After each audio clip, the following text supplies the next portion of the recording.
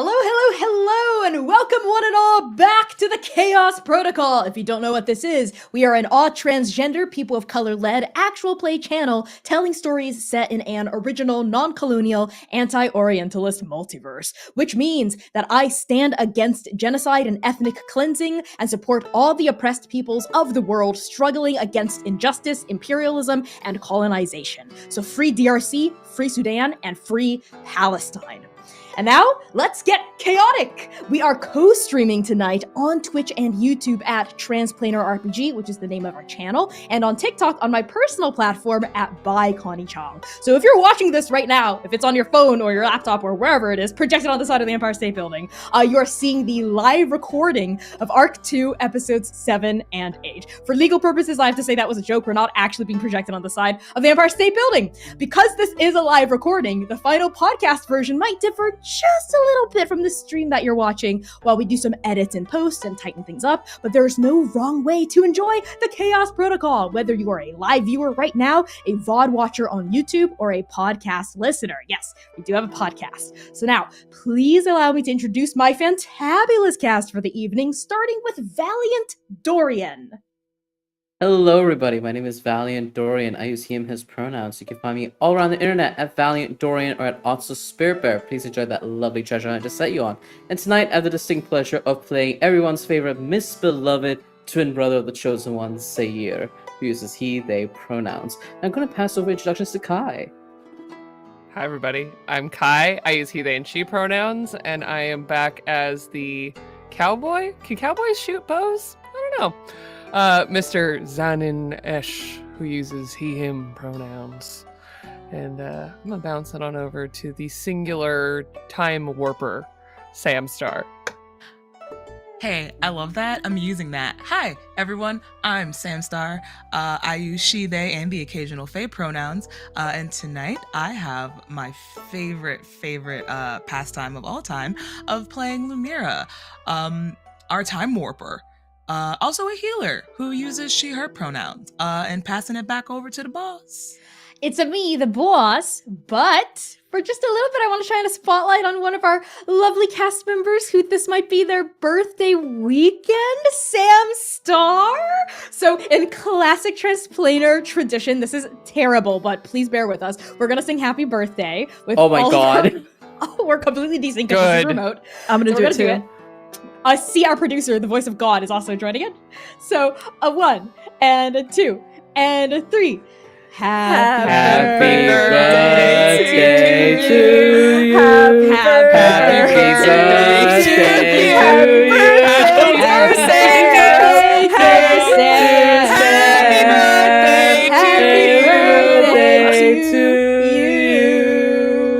you. That was beautiful. Thank you. That was the best. That was honestly the highlight of my entire birthday, personally. Clip it. You are very Thank welcome. y'all so much. We love really you, appreciate Sam. it. I love y'all too.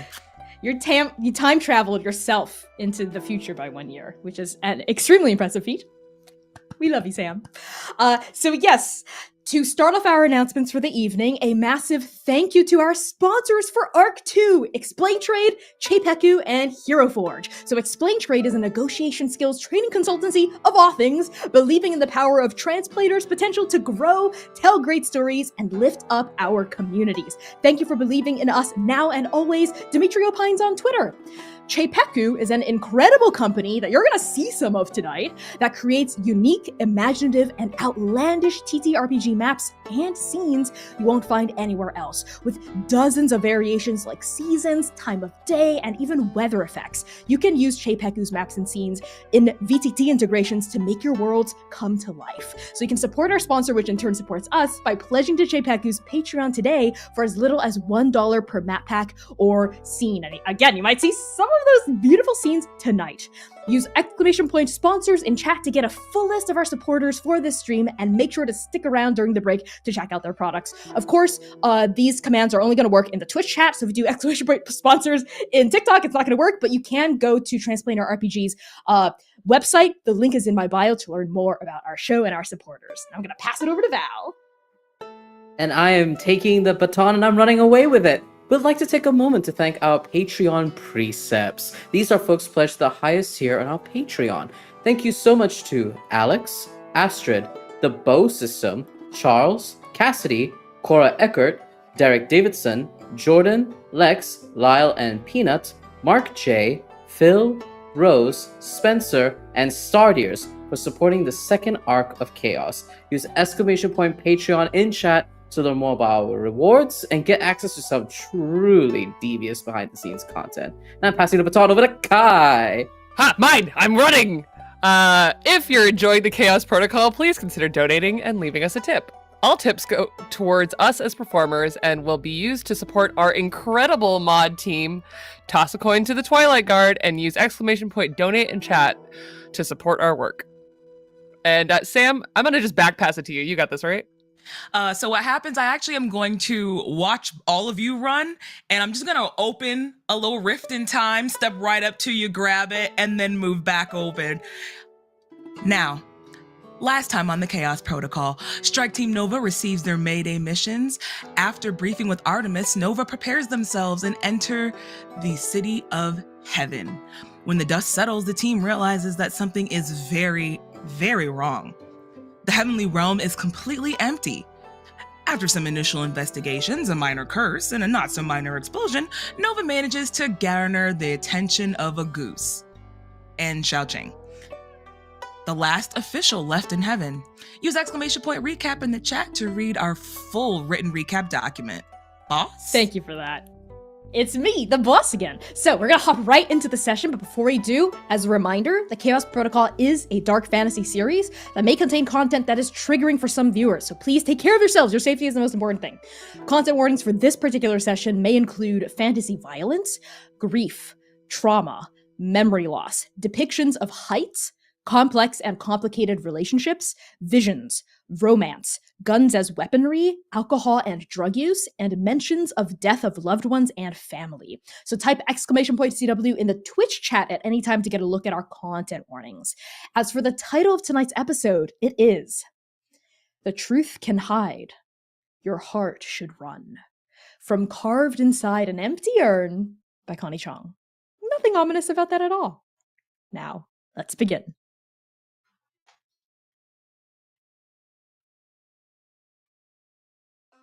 All things considered, Hun Xiaocheng was having an okay day.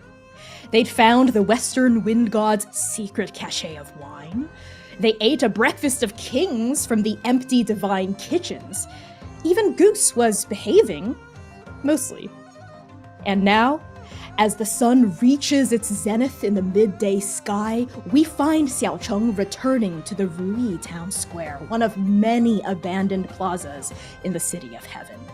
This one is a home base of sorts, far away enough from the royal palace to not remind them of the, well, everything, but close enough to the comforts of food, wine, and a silk-trimmed bed. In the center of the Ruyi Town Square, Xiaocheng sits at the low table they pilfered from some administrative building or other, shuffles a deck of cards, and deals themselves and Goose a starting hand for Shengzi.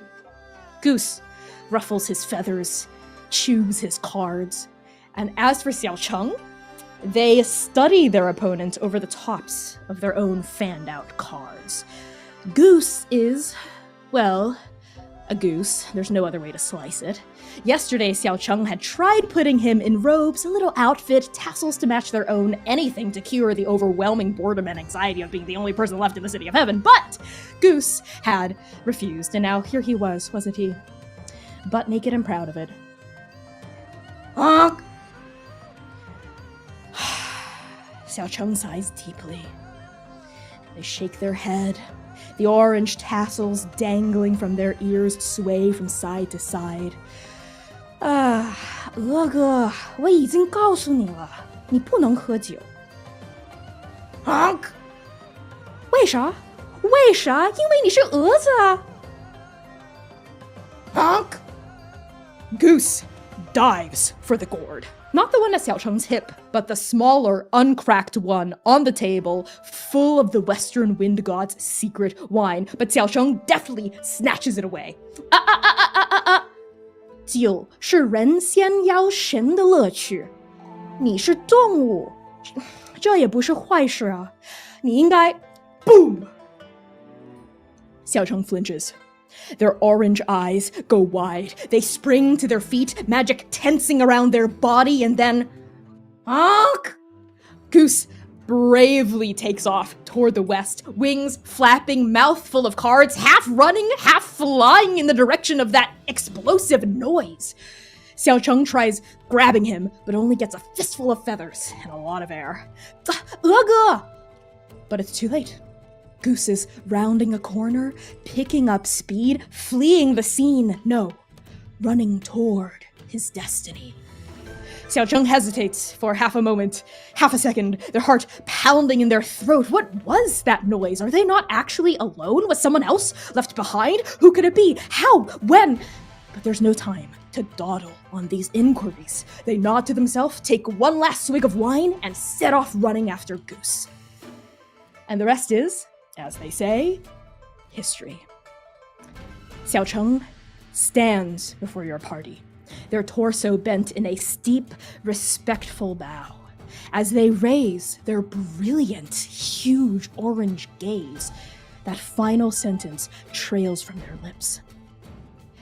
I am Hun Xiao Cheng, the courtier of forest symbols, and, well, until the three of you arrived, the last person left in the city of heaven. And this is Goose. Xiao Cheng gestures at the goose called Goose. Goose is currently nosing at the hem of Zainan's robes as though looking for more treats, and Xiao Cheng continues. Don't mind him.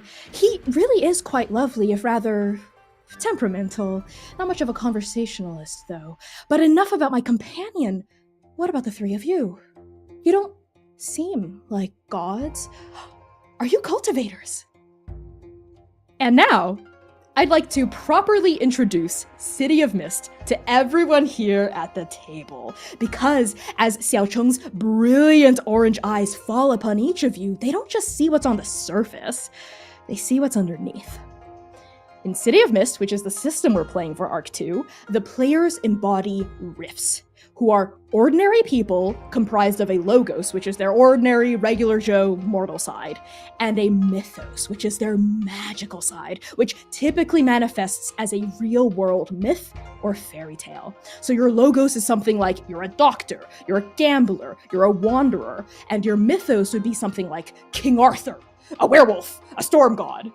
Each rift is further subdivided into 4 theme cards. These are abilities, personality traits, objects, goals, occupations, routines, or basically literally any conceivable topic that relates to either your Mythos side or your Logos side.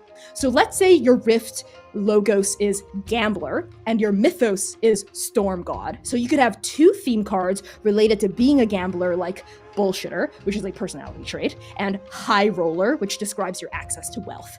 And your 2 remaining theme cards could be related to your Mythos being a Storm God, such as Thunder and Lightning, which is a suite of abilities, and Call of the Seas, which might reference your destiny.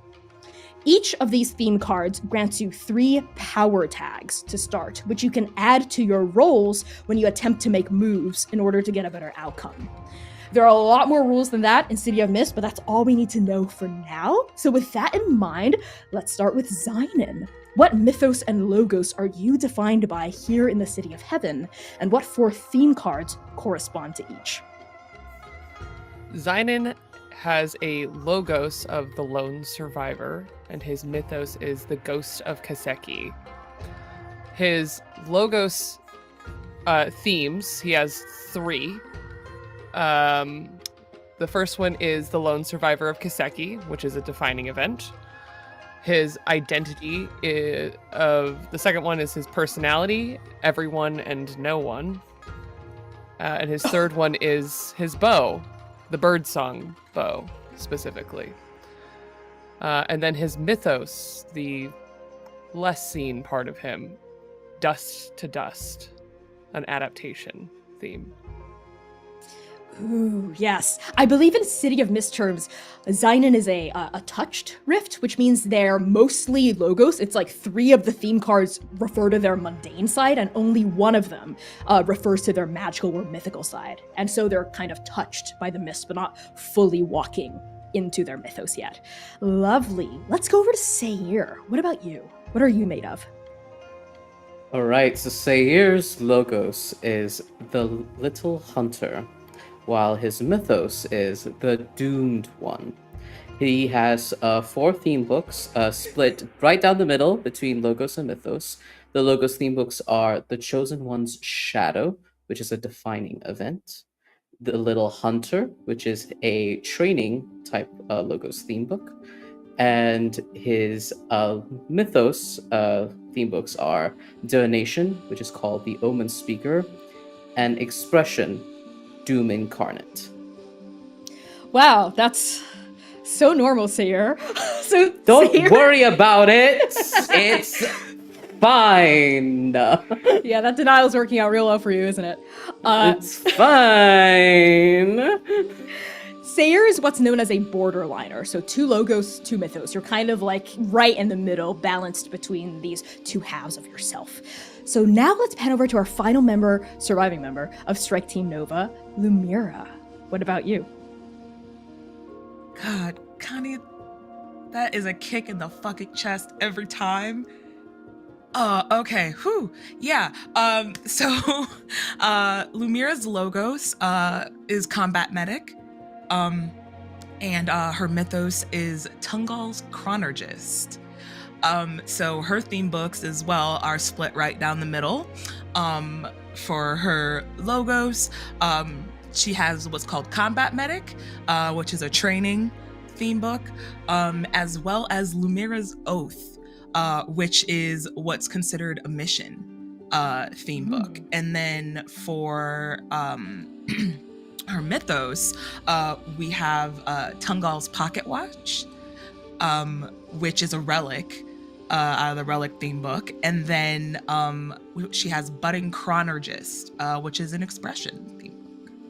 Yes, excellent. Okay, so now that we know how your personas are manifesting in the City of Heaven, we now turn our gaze back to those bright orange eyes as Xiaocheng goes on to say, so, are you cultivators? And if so, how did you get here? Yes, Sayir, strangely enough, is the one that steps forward and starts speaking. Could completely out of character for him, and everyone in himself realizes this as well. Yes, we are cultivators. I'm Sayir. These are my companions.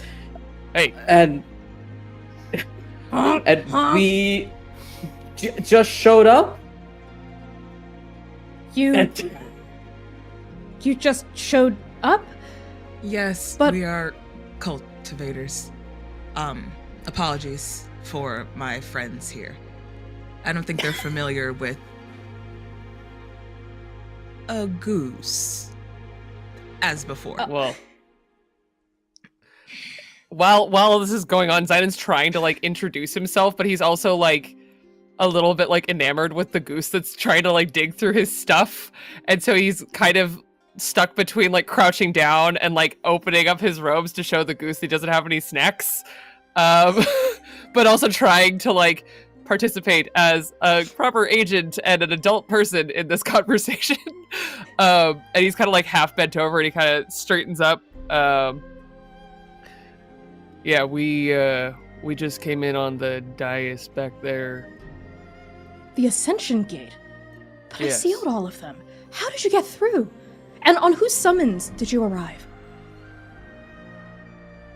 Actually, Yours. Yours, yeah. Mine? Oh, but I'm just a lowly courtier. This doesn't make any sense. I've never heard of you three. Sayir and what are the 2 of you called? Lumira. Lumira. And this Zynon. is Zynon. Well, it is definitely an honor and a pleasure to meet you, though I don't know how I didn't. Are you? And there's a pause as all three of you see a trickle of suspicion start to darken Xiao Cheng's face. They don't move away, but they do lean back slightly. I don't believe I sent summons to anyone. Sometimes our will alone can trigger a calling, whether intentional or not. Well, the three of you must have had extra powers to push through those ascension gates. Well, because of all the disasters in Yaolan, yes? Yes. Yeah. I mean, And that suspicion begins to trickle away from their face. They lean forward again, and a look of deep sadness and a little bit of anxiety begins to settle around their angular, striking face. Oh, yes, the disasters. Oh, I'm so Remind sorry me about that. again. Yes? How does that cut off access to the city of heaven? I never did Well, quite get that straight. The disasters themselves didn't. I made an executive decision to seal off the gates myself. It seemed the safest thing to do to prevent the demons from knocking on the City of Heaven's door, seeing an empty expanse, and deciding to take over. So it seemed like a necessary trade-off. Yeah, this seems like a very confusing time for everybody involved. You said empty? There's no one else. Yes. No, Just you. Has yes. Have you been here while has it always been empty? No. Well, Oh, no. This is a recent development, you see. Oh, I suppose if the three of you ascended from Yaolan, you really wouldn't know. But before I tell you exactly what's been going on here, do I have your word that you won't speak of this outside of our present company? There's no Sayer one to looks tell. around. I don't know anyone else here outside of my associates and you. And I, Sayer literally pans around to look around. Yeah, it's while he does that, completely Zyna empty. looks down at the goose. You won't tell anyone, will you? That's a no. Okay then. Very well. 7 days and 6 nights ago, on the evening of the Emperor's proclamation, the mist thickened around the entire City of Heaven, out of nowhere. I couldn't see 3 boo ahead of myself. And then the mist thinned, and then everyone was gone. Just like that. There was no violence, no bloodshed. Everyone just vanished right into the mist. Well, everyone except me. And I have no idea why. I've been trying to figure it out this entire past week. I'm not embarrassed to admit I even tried shouting out loud for help, but obviously I got no answer, unless that's how the 3 of you heard me. Did you hear me shouting from heaven? Lumira doesn't a say sense. anything, but her eyebrow quirks up and she kind of like leans forward and then like you would know. Well, the 3 of you must be very esteemed and powerful cultivators indeed. Right on the cusp of ascension yourselves, I must say. Lumira grins. This Thank you. mist that came through, you don't think it had anything to do with the festival, do you? I'm not sure. The festival... Well, yes, festivities were being put up all day until around evening time, mere hours before the Emperor's announcement, and then the mist came and everyone left, so maybe something in the festival caused it, but I wouldn't know. What Lumira was he gonna walks announce? around. What were they gonna announce? Oh! And a shadow falls across Xiao Cheng's face before they lift their eyes back up and say, well, like I mentioned, the morning that everyone vanished, the Emperor made a surprise proclamation. It shocked everyone in the city, myself included, despite serving at her side for the better half of 8 centuries, but no matter. She announced that she was finally ready to declare her virtue. And Xiao Cheng drops that like it's a bombshell that anyone would understand what that meant, including 3 mortals from Yaolan. Oh. I can't Um, believe. Zyna looks at Seer like maybe he How knows what's did going on. she come to that decision? He said, like, Sayer, I think internally catches that moment, actually. He's had a great amount of experience watching as a wallflower around the space and noticing the subtleties that folks give off. And instead of doing what he does best and listening in and just focusing while the other two dredge truth from this person, he pushes all that instinct aside and makes conversation instead. How did she come to that decision? Was she... I mean, you said that the Emperor was about to make a proclamation. Did they also disappear? The Emperor? Yeah. Yes. Emperor Lungdu is gone as well. Which is not a good sign. If a force or a person could vanish the Emperor, the immortal ruler of heaven, But why was I left behind? I'm sorry, it's been a very hard week. Lemira's been walking kind of around in circles. Her hands are tied and ringing behind her back as she's walking around and listening. Well, clearly there is some type of higher purpose as you still being left singular amongst the rest to tell the tale or otherwise. You said it was a celebration.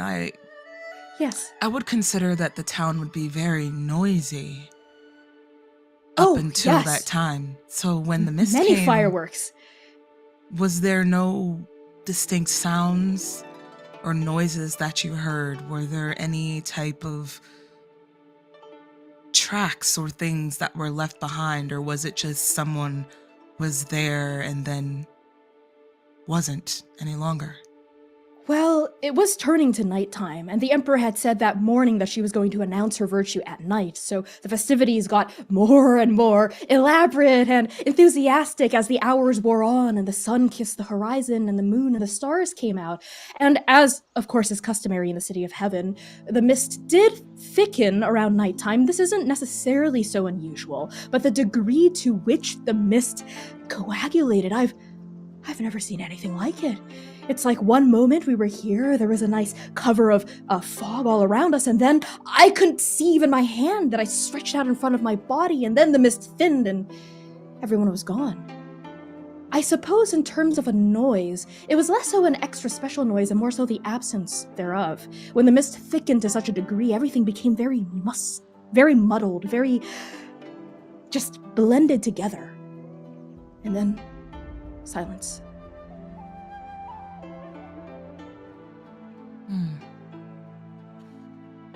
So the mist thickened to a point where it muddled sound almost as if being underwater. Yes, I suppose one could say that. Or as though walking in a dream. Dream. You have an idea, Lemira? I'm articulating in my brain right now. Well, we'll leave you to that then. Sayer looks over at Zynon, and I think he raises an eyebrow over the weird repetition of declaring her virtue, but you see that this young boy with those hesitant blue eyes keeps biting his lip, trying to figure out how to dredge that up, and he keeps looking at you. Maybe to save him from this predicament that he is in. There's a pleading behind Zynon's eyes, come on, this is your thing. You just find out strange information, you just kind of pull it in. That's how this works, right? And he's looking and seeing the panic instead, and he kind of very subtly just inclines his head slightly. Forgive me and my newness to this place, but you said the 4 symbols. What is that domain, if you don't mind my asking? Oh, yes, well, it's more so just a description of the four directions of all of heaven, north, south, east, and west. I'm the courtier of all four directions, all four symbols. Therefore, I have no allegiance to any specific person outside of the Emperor herself. I have no political aspirations of my own, so I serve everyone with equal and equivalent diligence, acting as a imperial liaison of sorts. Like I said, my only reporting supervisor is Emperor Lindu. Well, until now, I suppose. I don't know where the Emperor went. Do you have any other peers that only report to her? Only one other peer, the head administrator, Twinsing. And Twinsing is gone. Yes, Twinsing is gone. Everyone is gone, even the top candidates for the position of virtue, of which, of course, Twinsing is one. Silent narrows his eyes at the position of virtue, just trying to like parse out as much information as possible, but trying to work with a subtle hand, which not always his strong suit. The candidates, where were they in all of this? Well, last I heard, they were in their particular favored stomping grounds, preparing for the festivities in their own way. Each of them, I think as a show of confidence, was attempting to both prepare in the event that they were chosen and in the event that they were not. Quite an honor to be chosen. Yes. Oh, yes, an immense honor. The greatest one could hold outside of being emperor yourself. Then why do you look so sad? What do you mean? Your face fell when And Sayer looks at the other two, realizing that he's put his foot in his mouth once again. When you said the Emperor declared her virtue. Yes. Well, it's more so, I suppose, it's twofold. One is that, well, things won't ever be the same again.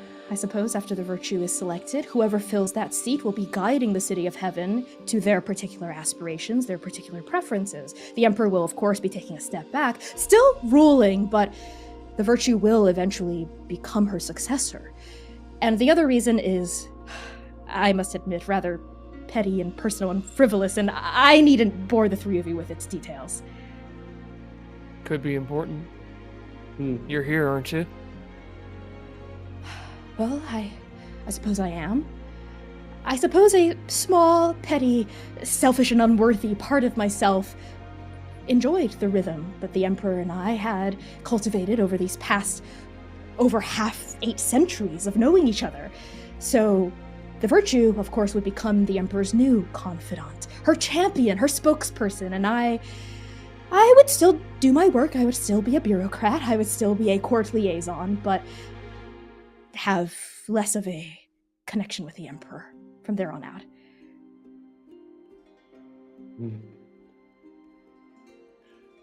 It's a hard thing to lose. Oh, well, I've always known that my position was not going to be permanent ever since the role of virtue was declared, well, during the very beginning of the game. Doesn't mean it doesn't hurt. Xiaocheng cocks their head to the side, blinks at you, Lumira, those big orange eyes fixing upon you, and a glimpse of authentic empathy rises in their face. No, it doesn't. But regardless, this is quite the conundrum I have found myself in, so I am very grateful that the three of you have arrived, no matter the circumstances and the ability for you to breach through the sealed gates. Again, the three of you must be very competent to do so. Or lucky. You honor us. Well, I suppose then the next step might be to just try and look up these locations, see whether there's any trace of the candidates. What do you think, both of you? They're the closest to everything at the heart of this. I Have think you getting been- somewhere closer? I think getting somewhere closer to that range would be very smart. Mir's eyes haven't fell off of Xiao Cheng though. That tone switch between something solemnly hurting them, but refocusing to the mission at hand, she gets it. And not weirdly is empathetic, but kind of softens a bit. She's observing them while also trying to parse what's happening. Well, Sayur, your suggestion is actually quite good. I was going to suggest that to the three of you if you hadn't come up with it yourself. So, these past few days, I have not just been simply sitting idly upon my hands. I have spent days scouring the city by myself, but alas, I am but a single soul. I haven't been able to cover nearly as much ground as I'd like, and besides, it's possible I might have missed important things in the places I did look. So, if I were you, yes, I would start with the stomping grounds of the four most powerful people in the city of heaven, aside from the Emperor himself. Like I said, the candidates for the position of Emperor's Virtue. First, there is Yan Zhiling. She is the gentlewoman scholar. She founded and stewards the Vermilion Library, the City of Heaven's greatest repository of knowledge and art that I've surely ever seen. And then there is, of course... Sorry, go Sayur ahead. stares at the mirror. Xiao Cheng's eyes twinkle with delight as you say that, and a smile grows slightly larger on their lips as they continue. After that, there is, of course, Lu Hua, the blacksmith's apprentice. Though an apprentice, she is very charming, very honest, and pretty much everyone in the city likes her. She studies under Gang Xuejiang, who runs the White Forge. Both of them work there all the time, hammering away. It's quite a sight, or rather sound, to behold when they're actually here working the forge. And then there is Mu Chunxing, which I mentioned earlier. They are the dutiful head administrator of the city. They spend their time in the Azure complex that surrounds the royal palace itself, plugging away at their bureaucratic responsibilities. You'll find all kinds of records, censuses, and ledgers there, all kinds of paperwork. And finally, there is Lang Hui, the heavenly liaison. She is the de facto leader of the Black River. It's a water town in the lower layers of the city.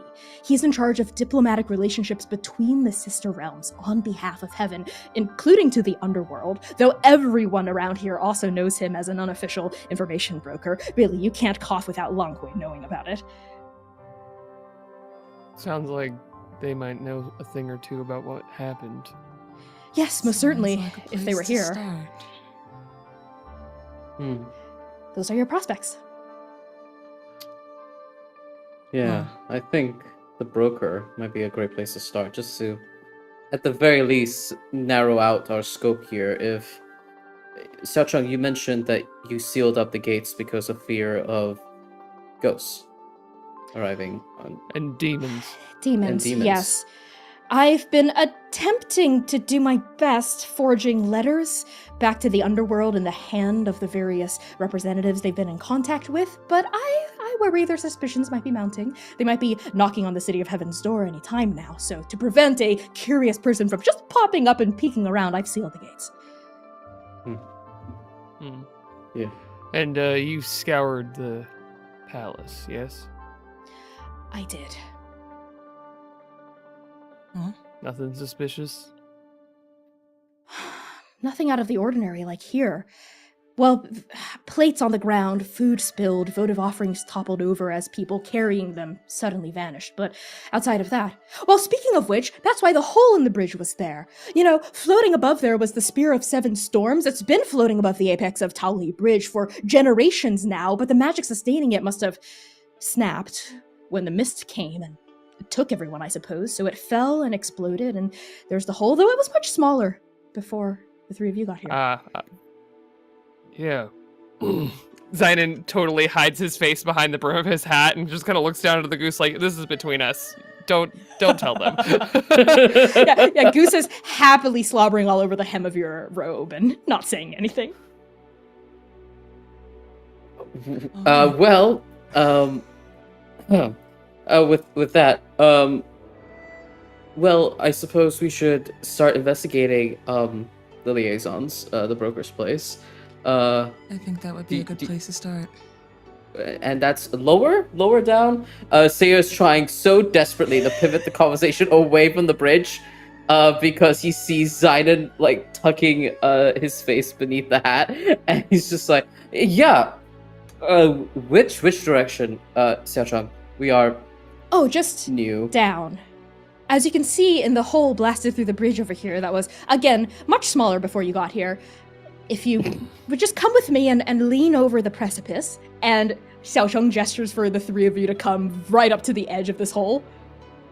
Sayer furrows his brows because he remembers a certain other event in the Wild Sea where he was asked to do the exact same thing, and then he quietly chastises himself.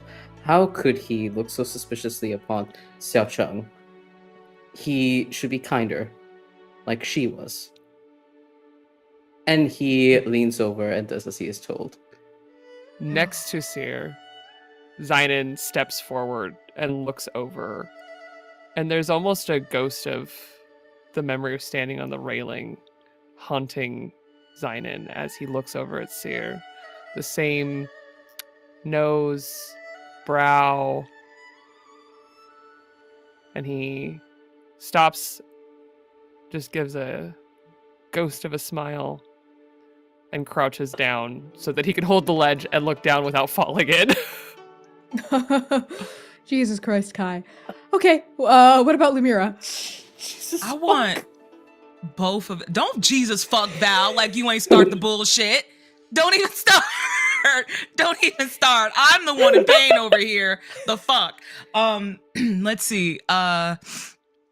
Lumira, opposite of them right now, she has a task. And not only a task, but a task that involves a library. Lumira is over here, like tunnel vision on this. So she was probably the first to the railing and is looking over because she ain't have nothing to do with that explosion. Once again, that's true. That's the he hims. That ain't got shit to do with me. So That has nothing to do with me. Yet. We've been disowned. Yet. Nothing to do with you yet. Yeah. So she's like looking over and still is trying to put these pieces together. Sure. All three of you see a dizzying drop to the next layer of the city, essentially. So, the City of Heaven is comprised of these huge granite, beautiful oscillating mountain peaks upon which various courtyards and complexes are built. It's very much a tiered city, right? There's floating waterfalls and huge bridges that arch between various peaks, and the peaks are not all made equal. Some of them are much shorter than the others, and there's layers, like thick layers of different districts and neighborhoods titrating down, down, down, and up, up, up. So as you look down, you see various sections just leading down, down, down, down, down, apparently unending. And Xiaocheng points down and says, "It's at the very bottom of that." Well, at the very bottom being relative, of course, everyone knows the City of Heaven is unending. Well, I hope none of y'all skipped leg day. And Lumira is like, let's go. Sayer leans down and says, "That's quite a ways down. Is there a faster way down, or do we just walk each layer?"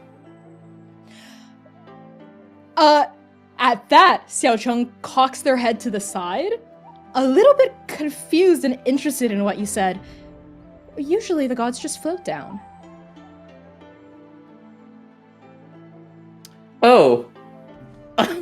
That's... And surely as such high-ranked and esteemed cultivators, it would be no issue to cast a small wind spell or some sort of levitation sutra. Oh. Of course. That should be rather simple. Yes, child's play. 100%. Yes. I just didn't want to be impolite. Excellent. Then I suppose it's best if we split up and cover some ground. Goose and I can go to either the Vermilion Library, I was thinking, or the White Forge. Either way, let's meet up at the gates of the Imperial Palace itself. How about tonight? Sounds perfect. Hmm. Tonight. That's wonderful. Excellent. It's wonderful to find somebody in all this emptiness.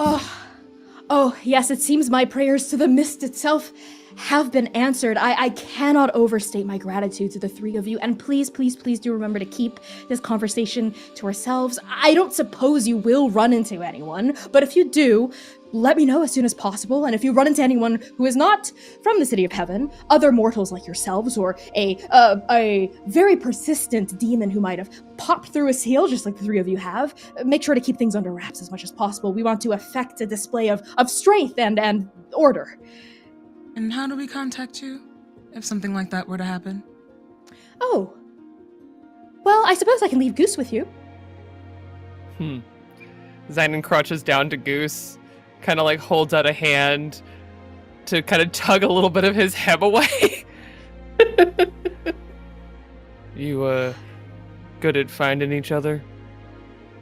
Yes. I can basically tell wherever Goose ends up being in the City of Heaven. I wasn't expecting to form such a deep attachment to an animal. But here we are. The only Birds two... have that effect. Xiaocheng cocks their head to the side. Are you a fan of birds? I, have spent quite a bit of time with them. What kinds of birds? All sorts. Big, Yeah, Xiaocheng waits for you to give more detail. some more peculiar ones, but also I've seen my fair share of geese and waterfowl. Oh, yes, well, there were all sorts of divine beasts, bird-like beasts included in the City of Heaven, but they were also taken by the mists. Hopefully So we just find them all. you. And So Goose. just you, huh, Goose? Goose lets go of Zynon's hem and lets out a honk. And Xiaocheng leans over and taps Goose on the head and speaks a spell word. Lienzia, poof, and magic ripples downward from Goose's feathers, ensconcing them in a bright orange glow for a second before settling back down. And Goose looks otherwise completely unchanged. Honk! Wonderful. Now you can tap him and speak unto him as though you were speaking unto me. Wonderful. Tapping geese seems to be a very safe pastime here. Lumira, you were interested in going to that library. Are you headed that way, or are we headed towards the Black River? You know where I want to go, but if it would follow the mission better to head to the river, we can put the library off until later. Your call.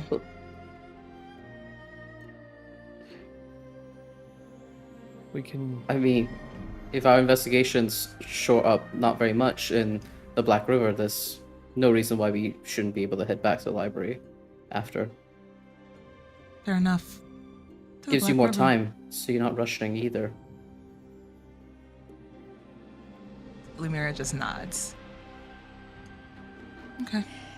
Excellent, then. Very well. We will meet again at the gates of the royal palace itself tonight. In the meantime, I wish the three of you the best of luck and fortune in your investigation. And Goose, make sure you behave. You're in front of polite company now. We will see you this evening at the gates of the palace. Xiaocheng nods. They turn, their robes billowing around their shins, and then they step up into the air as though there were a platform underneath them, but there's just wind.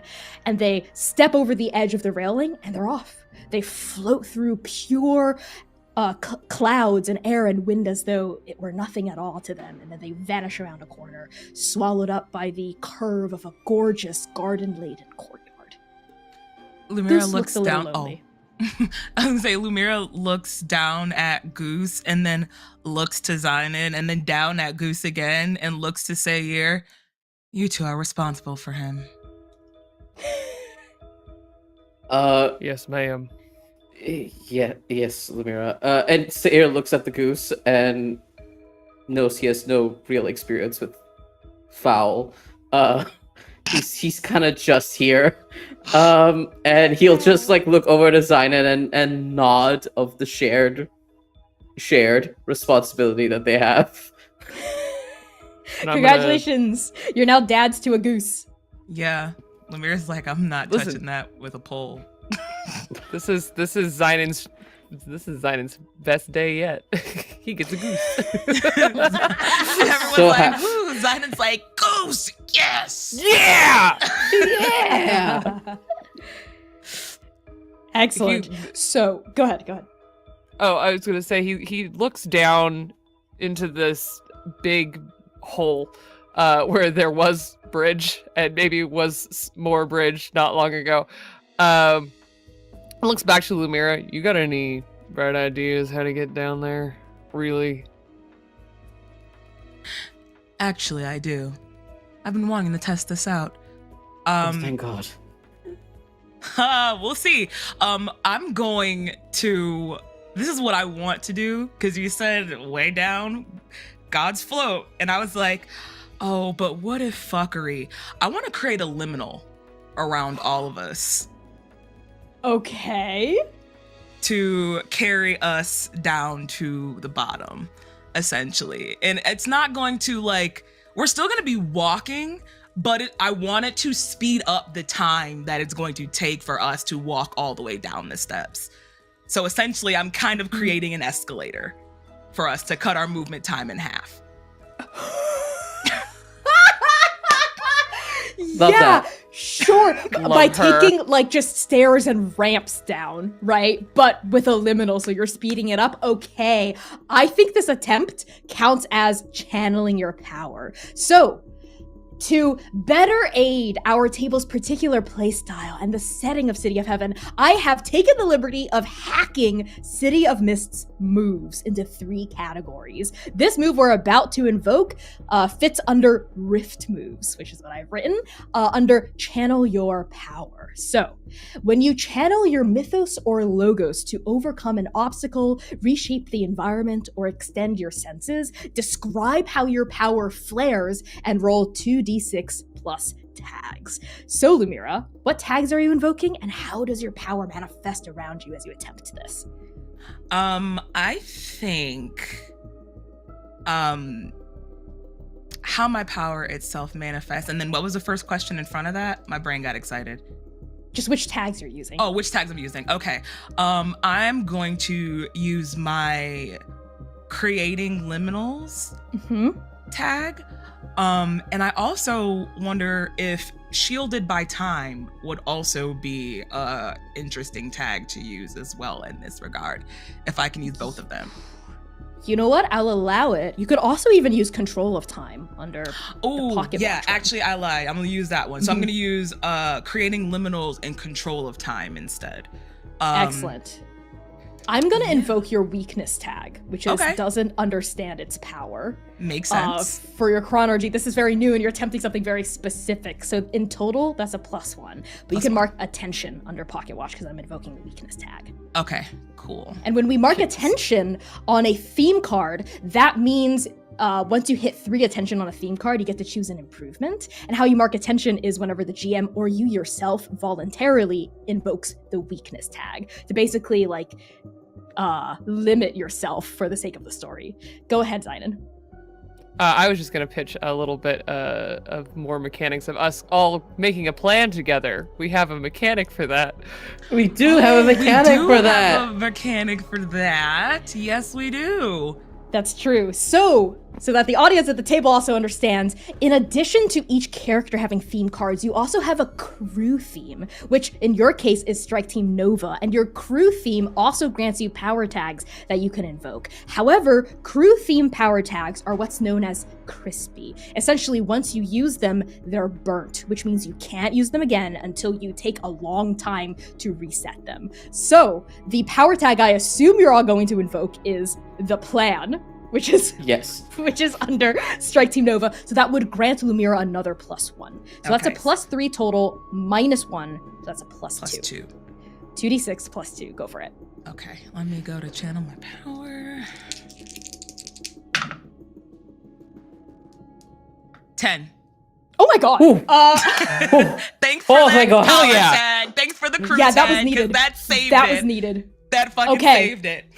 So on a 10+, the effect is exactly as intended. You do it. So Lumira, describe to me what it looks like as your power flares out and you take everyone all the way to the bottom of the City of Heaven, relatively speaking.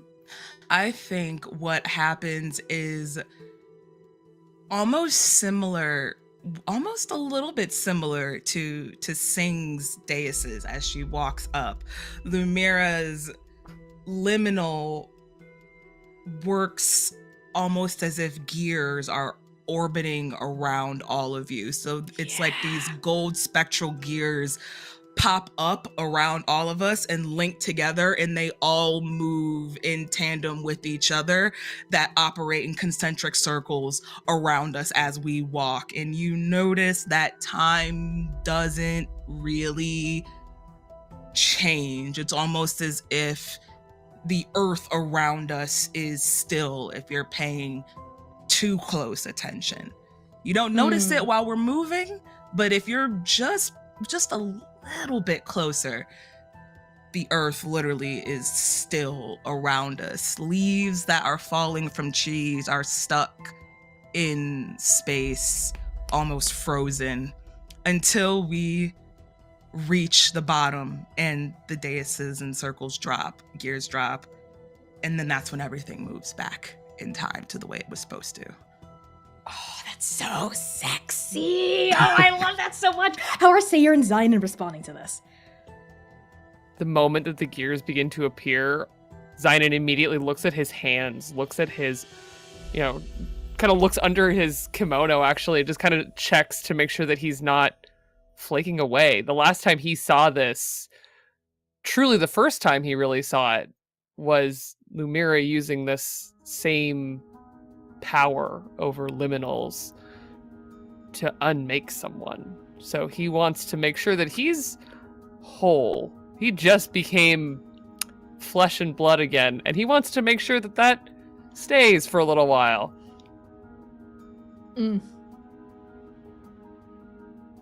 Sayer looks at this with a very furrowed brow. He did not see this power in the Wild Sea. He was elsewhere. But he does remember of an old conversation under glittering lights at dim blue walls of an observatory. A budding power, an unknowable power. Something haunting beneath the surface, and Sayer just stares at Lumira, seemingly weaving this with aplomb, mastery. And all he says, looking at her, it clumsily falls out of his mouth. This is new. Right? Lumira stays silent just for a second too long. Seems as though we all have changed, haven't we? Sayer feels that arrow buried deeper into his chest. The arrow launched by Artemis, by Diego, and now by Lumira.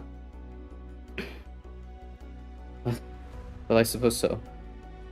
And he smiles, and it's so shallow of a smile, but he wears it nonetheless.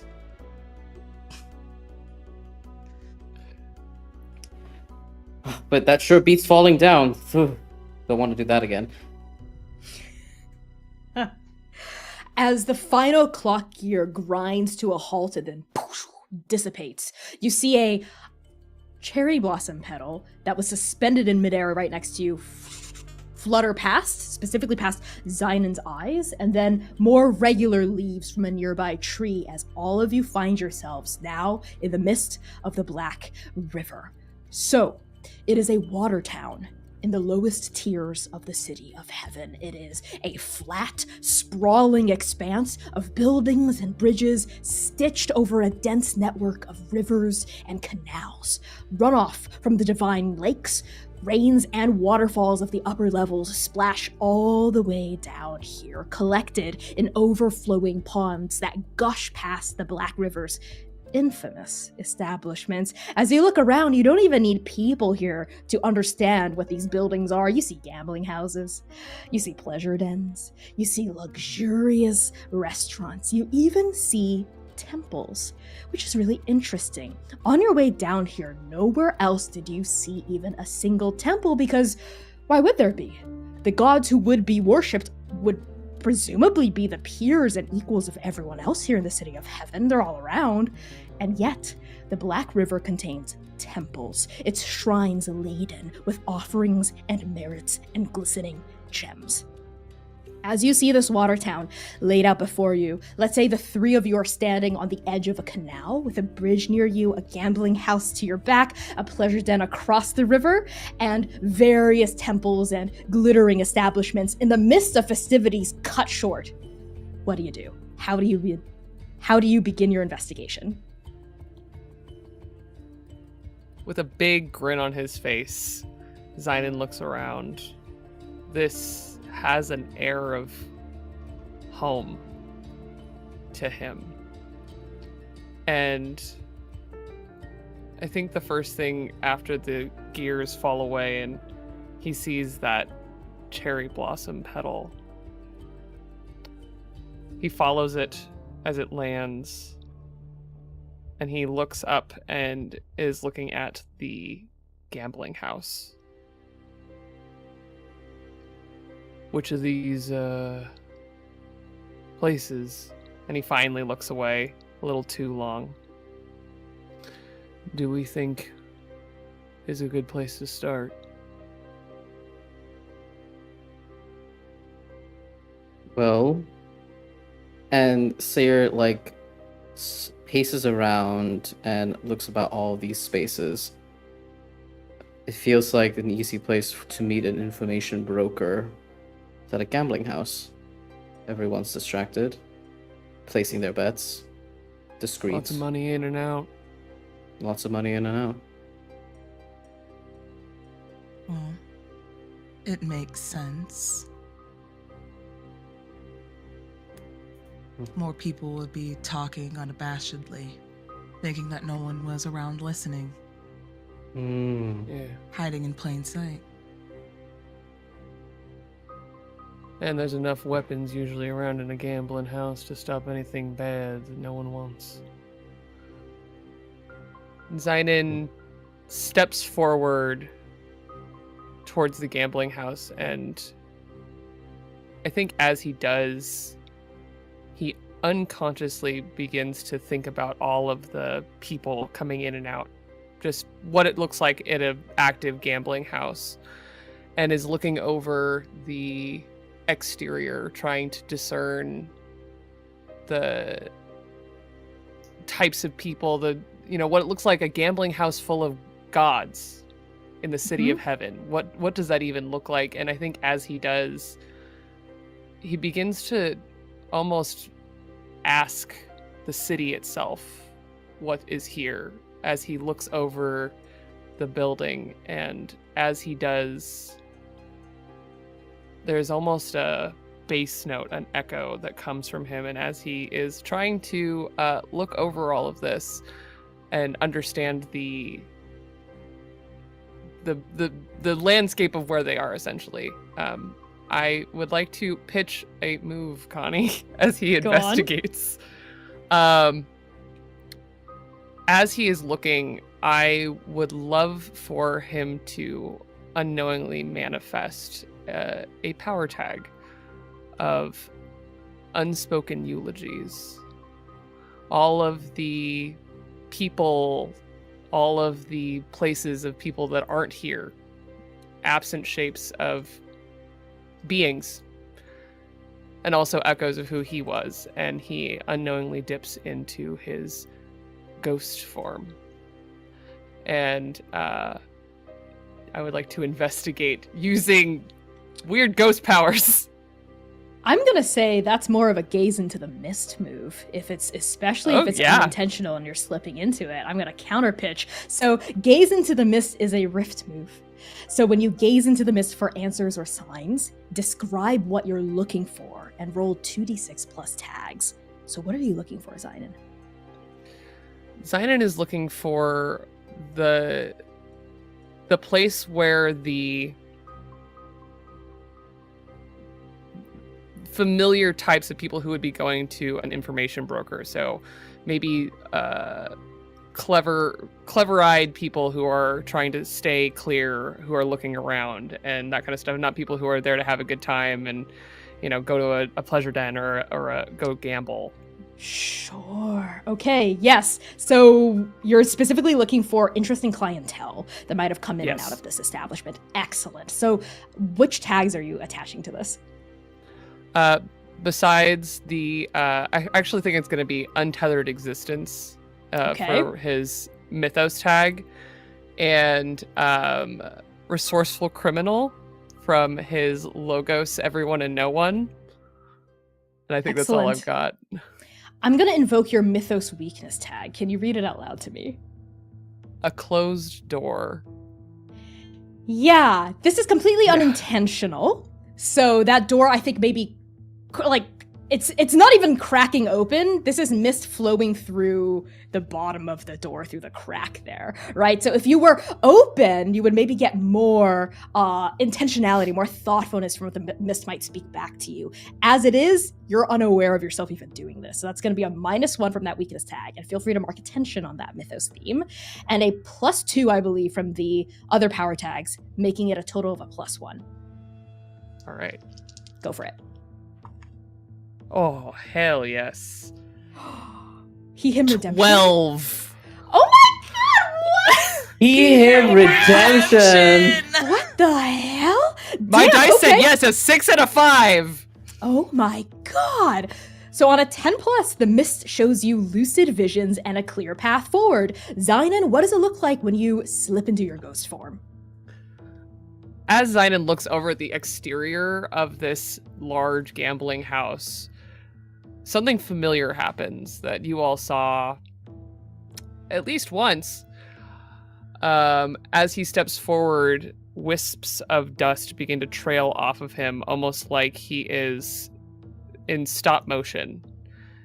Where he was, instead of a trail per se, it's like just an image of him, an after image for just a moment, left in dust, fading out, fading out, fading out. He steps forward, and with every step, you see, especially if we were still in different time in a liminal, you could see each footfall leaving a trail that slowly disappears behind him of steps.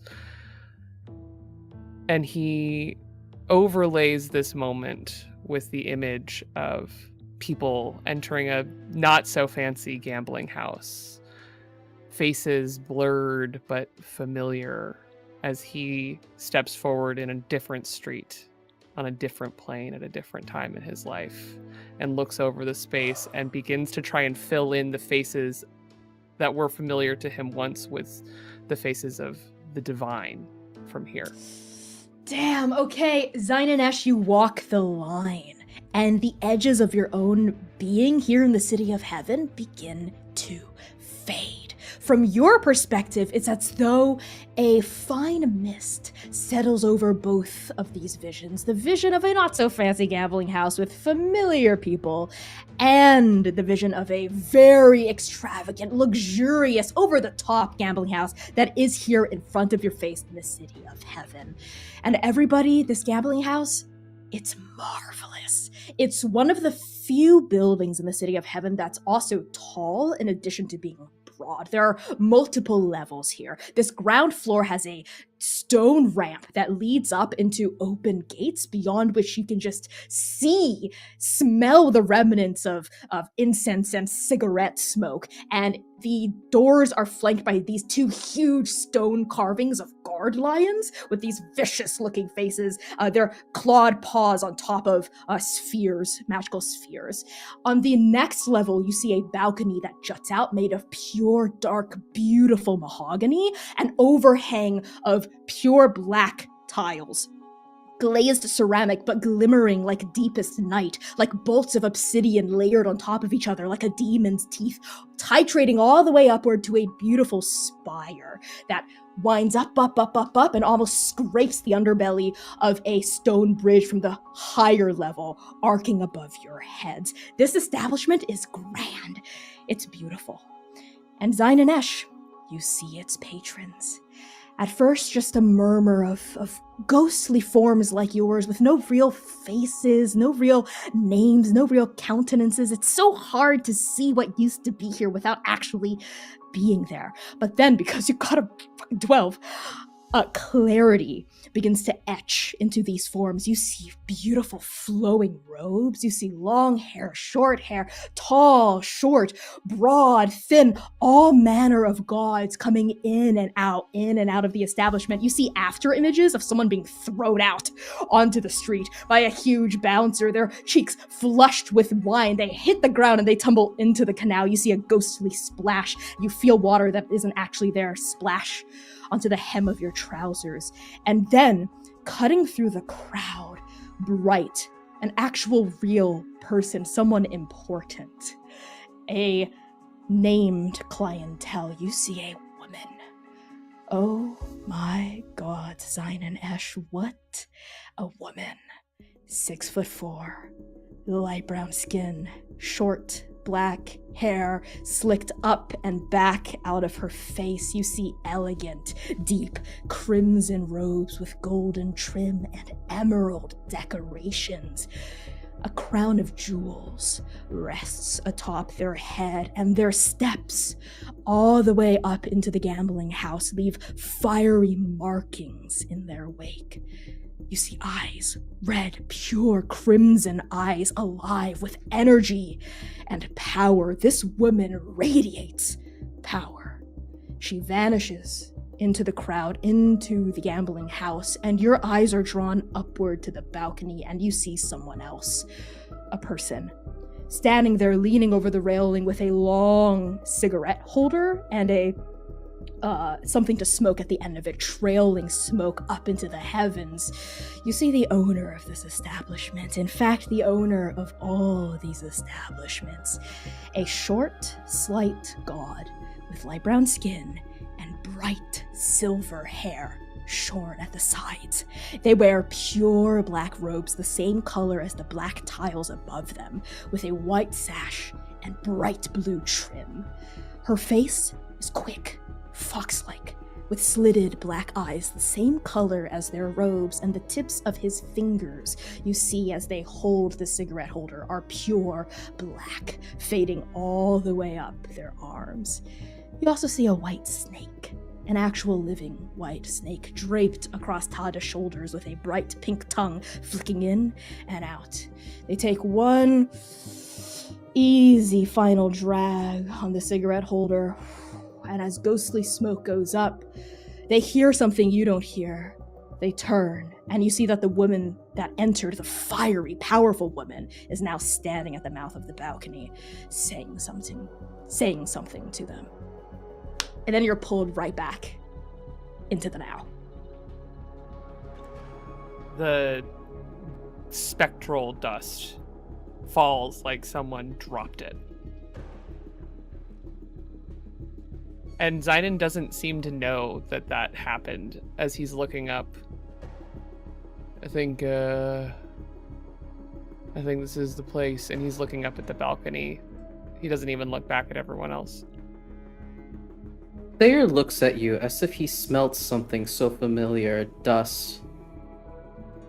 The same dust he stared into many, many years ago when he first laid eyes upon you. And he blows it out of his nose. attempting to push that side of him away. Up there, Simon. You see Yeah. something? In a sense, the city gave me some. Hmm. There's All right. I think that the owner, overseer, person in charge, very well could have a bit of information up there. Good work, Agent Ash. And Lumira says it through gritted teeth, almost trying to calm herself. She saw it, and I think that same gut reaction to when you first disappeared on us is immediately triggered until you came back, so she dials it down. We have a lead. If Good work. If that's where the owner does their activities, then bit of caution. Then there might be security measures still in place. All right. see. Cool. I think Sayer sees the tension, nods, and stands there for maybe a heartbeat too long, and begins kind of stepping into the establishment itself.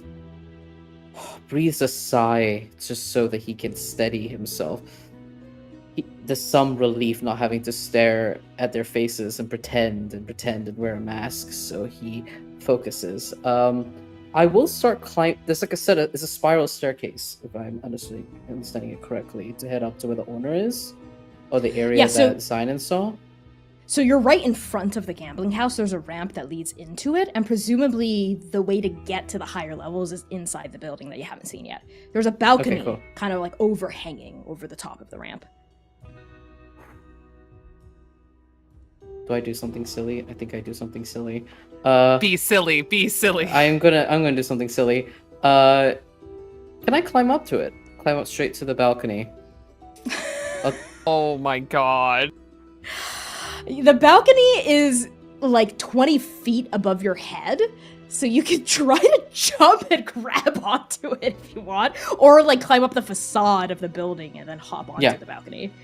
Yeah, Okay. I'll do the latter. As Sayer attempts this, what about Lumira and Zidane? Are you just watching him do this, or do you do something else? Oh, I'm watching. I want to see how. Just this taking a quick happens. peek. All right. What about Zidane? Okay. Zidane kind of steps forward. He felt the tone of the three of them all kind of fall into the basement. Ed is purposefully walking forward like, we're just agents, this is fine, nothing strange is happening, and he's just like, yeah, another agent is gonna go do some recon, and is stepping forward, not jumping to help Sayer do this thing, but is not far off should, maybe he plummet from a great height. Okay, yes. Sounds good, Sayer. How do you attempt to scale the side of this building? I think Sayer walks past the guard lions, and he stares at them, and there's a weird pull that makes him want to touch it, and he won't. And he quickly sprints past it and walks towards maybe a pillar of some sort, so that he can maybe begin by climbing up, then if need be, use his crescent blade to help anchor himself as he moves just methodically up. He's not going to do any fancy tricks, but as he's doing this, he's remembering in his mind the way Singwall climbs.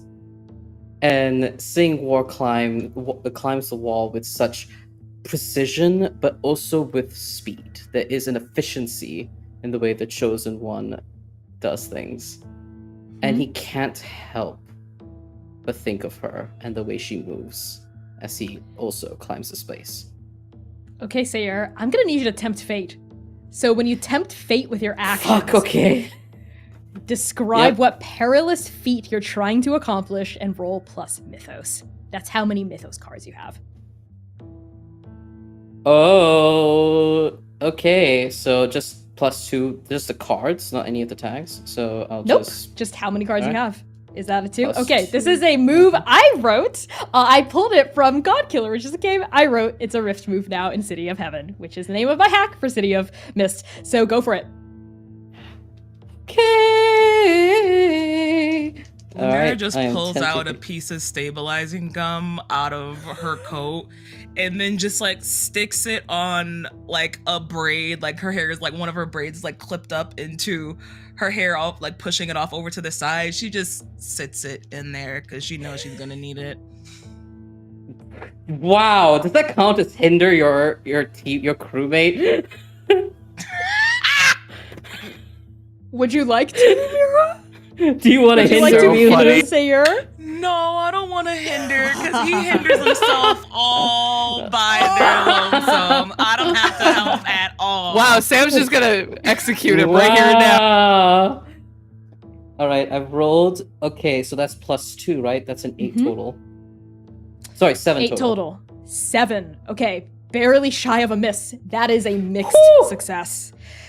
So Sayer, you triumph over this specific ordeal, but attract the attention of your enemies. They react immediately. And we're gonna find out what that means when we come back from break. Thank you Damn it, Connie! Thank you so much for tuning in so far. We'll be back in just about 10 minutes. Enjoy the fan art reel if you're on Twitch. Check out our link in bio if you're on TikTok. See you in 10 minutes. Bijou.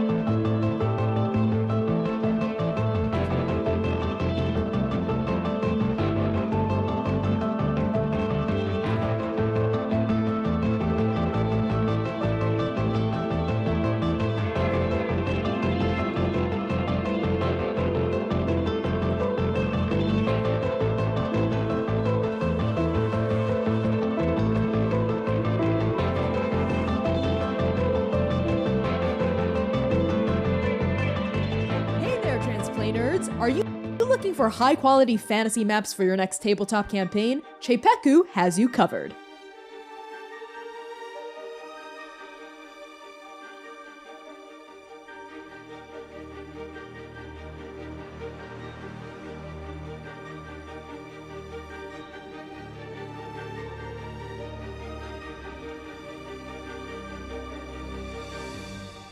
Get your hands on more than 4,000 hand-drawn fantasy maps and battle maps that will take your campaign sessions to the next level. Che and Peku are a couple who love maps. That's their passion, and they're so good at it. They create unique and original worlds with outlandish themes and ideas you won't find anywhere else. Che Peku maps have the imagination to match yours. Cheipeku's archive has more than 4,000 original hand-drawn maps, with map packs added every week that include variations for seasons, weather effects, and even time of day. So if your players spend the entire session in a tavern role-playing with NPCs, you can seamlessly switch to nighttime. Cheipeku even offers fully mapped multi-level dungeons, animated maps with cool terrain effects, and seamless integration with the most popular virtual tabletops out there, including Alchemy RPG, Roll20, Foundry VTT, Encounter Plus, Fantasy Grounds, and more. Their maps even come with wall and lighting effects for Foundry VTT, letting you plug and play as quickly as possible. If this sounds appealing to you, because I know it sounds appealing to me, head over to Chepeku's Patreon today and get access to their full archive of over 4,000 maps for as little as $5 a week. Use !Chepeku in chat to get a link to their Patreon and tell them Transplaner sent you.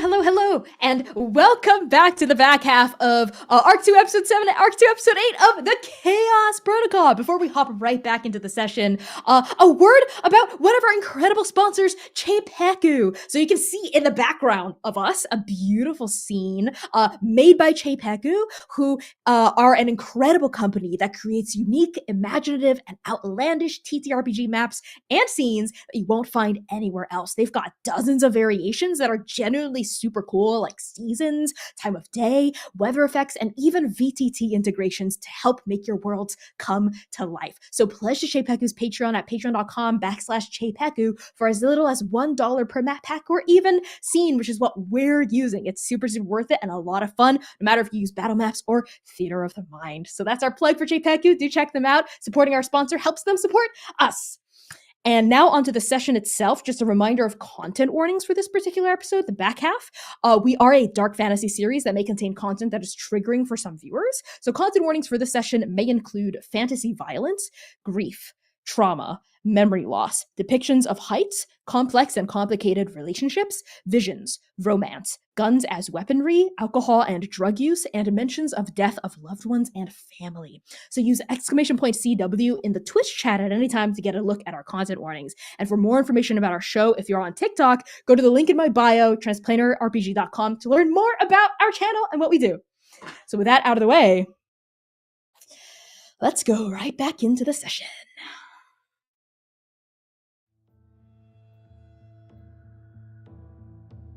Sayur, as you land on the smooth, polished mahogany floor of the balcony, your foot crunches over a bone. Not just any bone, a god's bone. And when you look up, you are no longer in this version of the city of heaven. Instead of the black river to your left, you see a river of blood. And you hear screams, roars, tortured, shattered, divine screams, and your heart pounding in your chest, your sepulchral, organic, mushy heart beating against your ribs, and a sensation rising inside of yourself, a sensation you have spent the last 2 months trying to suppress. It coils up, and you feel as you gasp back onto the balcony, so hungry. As you come back to your body, the sensation, the feeling of hunger starts to fade as though it were nothing but a bad dream, but the bitterness of it lingers on your tongue. How do you reel? I think Sayur lets out a sound. It's unholy, it's heretical as it escapes his lips and bites down on it, trying to suppress it. He just says through gritted teeth, "No, no, no, no, no, go away, go away, go away." And is the boat still on the ground beneath There's my no feet? bone here. It's Sayur just a mahogany floor. Sayur does a double take, looks beneath his boots. There's that sensation in his mouth, like hunger. The feeling of, after clearing a bone of an animal, seeking yet another. The need to gnaw. But as it dissipates and leaves his mouth, he grabs onto the railing behind him, the banister, to help stabilize. And I think folks beneath him could see him steady himself on that balcony. Lumira and Zion, you hear Sayur gasp and say no, no, no to himself, and as you grab onto the railing behind you, your palms are coated in your own cold, hungry sweat, and I think you overjudge your own strength. You crack some of the wood underneath your fingers. You alright? Sayur's jerked back to the prison. His strike team. Nova can see him, Zion can see him. Lumira can see him. Yeah. I'm alright, just lost my balance. Yeah. Zion shoots Lumira a look. Lumira shoots He has one a- right back. Creeping feeling.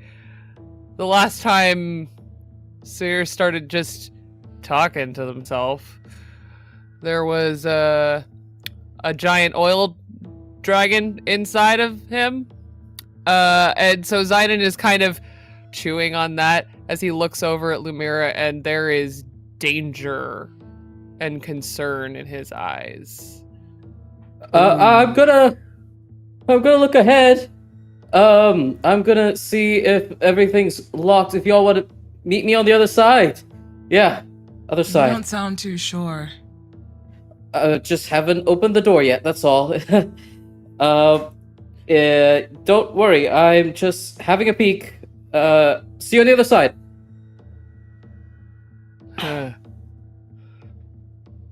All right. Zidon and Lumira, do the two of you do as you're told and just wait here for Sayer to open the doors from the inside?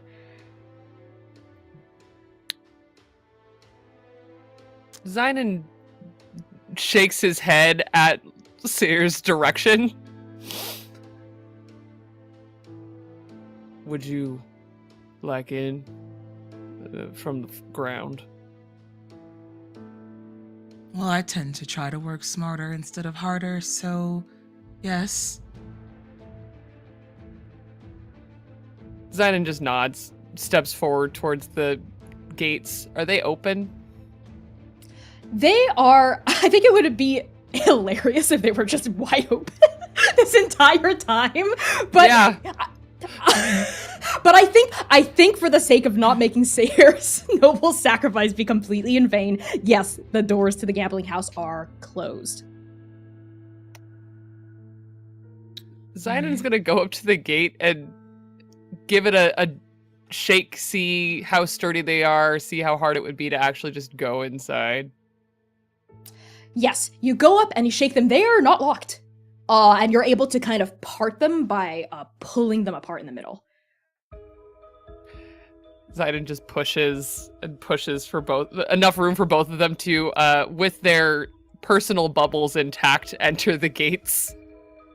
Sure. Zidon, you muscle open the gates, and you and Lumira walk into the atrium, the foyer of this gambling house, and you see a huge, beautiful expanse of pure debauchery. You see felt tables for playing mahjong, different sections for various games of chance and debatable skill. Toward the back, you see a large ramp curling up to the second floor, and it's eerie how empty it is. I don't know if any of you have ever seen a gambling house empty. That completely defeats the purpose of a gambling house. They're open 24/7, clientele coming in, coming out, but there's absolutely no one here.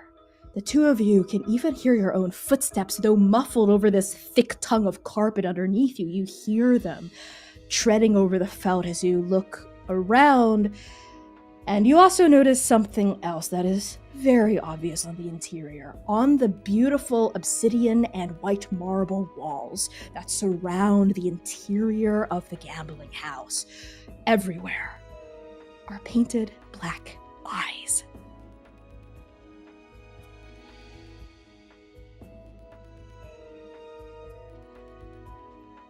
Are you getting the idea that someone is consistently always watching you in here, Agent Ash?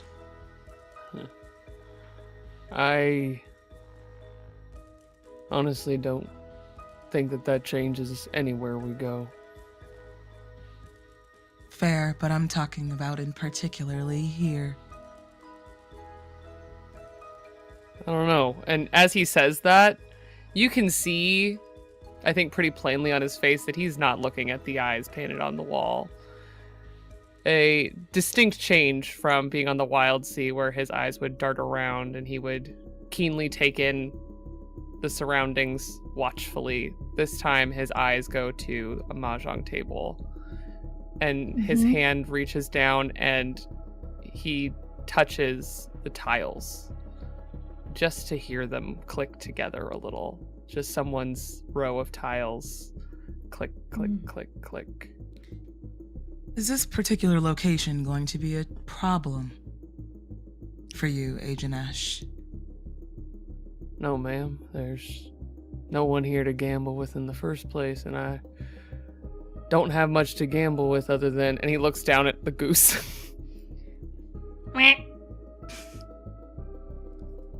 Well, I would appreciate if we could all keep our eyes on the mission at hand right now. There will be time for leisure later.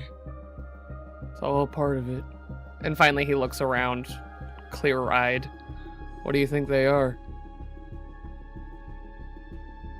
Now that I have no idea. Only Seer would, I don't know, get one of those spooky omens. I feel like that'd be very helpful here. Could be. Or add more stress to a situation that's already stressful enough. Certainly. Why is... And I think Lumira does like a once around the room, her fingertips lightly tracing the eyes, that black eyes that are painted on the wall, just barely touching them, but she is like running her finger across it. Lumira, as soon as your fingers graze over the painted surfaces of one of the eyes, you feel an after image of magic radiating off of it. It's not active, right? It's nothing's currently going on there, but this eye and that eye over there, and indeed all of the black painted eyes on all of these walls, they once were magical. Though for what purpose, just by looking at them and touching them, you can't ascertain. Well, from what I can tell, these eyes used to have something special in them per se, but what they were used for, can't really tell. At a guess, surveillance. That would be my first inkling as well. Yeah. Well, let's go, find Agent Seer. We haven't heard, like, Sayer making any noise or anything like that, like, up above us, have we? So speaking of which, we pan up through a layer of pure dark wood to find Sayer up on the balcony. Sayer, there's not much on the balcony itself. It's a beautiful railing. You see a small garden of sorts with potted plants, a money tree, and a crooked palm. And you also see a sliding wooden door with these beautiful, intricate wooden cutouts of lotus flowers. Through the gaps in the lotus flowers, you can kind of ascertain a darkly lit room of some sort, but you know you can definitely just slide the panel off and enter. Sayer looks at the little potted plants and he can't help but smile for a moment as he traces his finger along the leaves. He thinks of an old friend, and as he traces his fingers away, he looks into the darkness. Seems easy enough to slide the doors, and he pushes it across. And he will feel the mask falter as the hunter finally emerges from the shadow. And I will take a look around the room. It's dark in here? What are we looking at? It was until you opened up the panel and light from, it's still daytime, by now probably late afternoon. So light from the late afternoon sun is pouring into this area. You see a combination office and entertainment den, right? It's lavish. There's low tables in various places, scattered little pleasures, wine, little foods that are beginning to rot, as well as a lounge area with this long sofa, chair. This isn't a bedroom. There's no boudoir or bed here, but it was a place of both work and pleasure and entertainment. You see a table pushed up against one wall with a big, lavish chair with a snake carved along the top of it, and wooden filing cabinets behind that desk as well. You There's said there also was a food door. out. Yeah. Yes, there's food out on top of a low table, as well as an ashtray with that's very full, along with various unlit cigars and cigarettes on the table. So it looks like whoever was here was hosting. Oh, definitely. You see spilled decanters of wine on the floor, like they were knocked over. Sayer notes that he takes a wide berth around it, and goes towards the door because his priority is letting Nova in. Is it locked? Sure. No. You go to the door and you're able to slide it open. You see essentially a landing area with a railing and a ramp that curls down to the atrium. If you walk all the way to the railing, you can peer over into the foyer and see Lumira and Zynon. Sayer pushes the door open, takes a deep breath in. Zynon, Lumira, up here. Zynon, Lumira, up here. He mutters to himself, and then he walks a little forward towards the railing, leans over, and says, Nova, Zynon, Lumira, up here. Got it open. It's quite interesting. Good work. Good indeed. Lumira is taking long strides up that golden staircase. Yeah, Lumira and Zynon, as the two of you go up this ramp toward this office entertainment area, you are again struck by the emptiness of this entire place. You see everywhere pleasures interrupted. You see bets, beautiful glimmering gems, votive offerings in the centers of tables that are just unclaimed, sitting there as you ascend the ramp toward that office. Looks like our friend was hosting. So it seems. Was there any signs of disturbance upstairs in the room that you got in? Just the typical, like we saw in the ground floor, like in the main market. Things dropped, and as you like ascend up, there's a pause when he regards you for a moment. His pupils widen, he smiles, and then he marches inside and begins gesturing towards the fallen over wine decanters, the gambling elements, food rotting away. Just I think- similar vibe. I think now would be a good time for one of you to investigate. I was this literally office. just Yeah. about Yeah. to. Lumira! Yeah, I nominate one of you. I nominate Lumira! It's because Val doesn't want to roll anymore. No! Right. Get someone with good dice karma. Okay. Stop. Now I'm gonna get fucked. Okay. So I would love knocks that as a on GM. wood. I know you would. So the investigate move is a sleuth move. When you investigate a new location, describe how you search for clues and roll 2d6 plus tags. So everything I just described to Sayer, the broad strokes, all of you are able to just get in an instant, but this is when you want to probe deeper and find specific answers and get a clearer picture of what happened here. So Lumira, how are you searching for clues? I think Lumira is looking for any signs of broken entry. Mm-hmm. I think she's looking for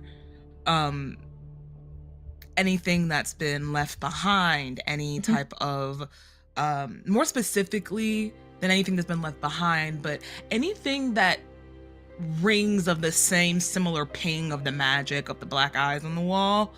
Sure.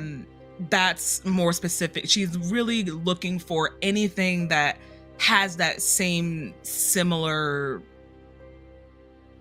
wavelength to say as the eyes on the lobby floor.